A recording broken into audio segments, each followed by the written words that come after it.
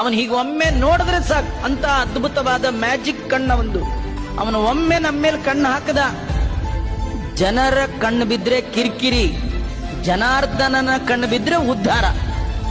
ನಮ್ದು ಕಣ್ಣು ನಮ್ಮ ಮೇಲೆ ದೇವರ ಕಣ್ಣು ಬೀಳ್ಬೇಕು. ನಾವು ದೇವರ ಕಣ್ಣಿಗೆ ಬೀಳೋ ಹಾಗೆ ನಮ್ ಕೆಲಸವೇ ಇಲ್ಲ. ಕೆಲವರು ಮದ್ವೆ ಮನೇಲಿ ಓಡಾಡ್ತಾರೆ, ಎಲ್ಲರ ಕಣ್ಣು ನಮ್ಮ ಮೇಲೆ ಬೀಳ್ಲಿ ಅಂತ. ಜನರ ಕಣ್ಣು ಬಿದ್ರೆ ಹಾಳಾಗಿ ಹೋಗ್ತೀವಿ. ಜನಾರ್ದನನ ಕಣ್ಣು ಬಿದ್ರೆ ಉದ್ಧಾರ ಆಗ್ತದೆ. ಇಡೀ ನಮ್ಮ ಜೀವನದಲ್ಲಿ ನಾವು ದೇವರನ್ನ ಕೇಳಬೇಕು. ದೇವರೇ, ನನ್ನನ್ನ ಒಮ್ಮೆ ನೋಡು. ನಿನ್ನ ನೋಟಕ್ಕೆ ಎಂತ ಬೆಲೆ ಇದೆ ಅಂದ್ರೆ ಮೋಕ್ಷವನ್ನೇ ಕೊಡುವಂತಹ ನೋಟ.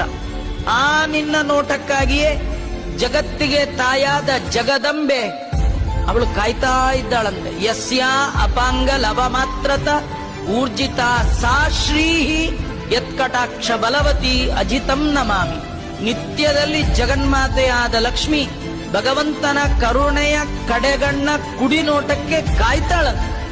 ಯಾವಾಗ ದೇವರು ನನ್ನನ್ನ ನೋಡಿಯಾನು ಅಂತ.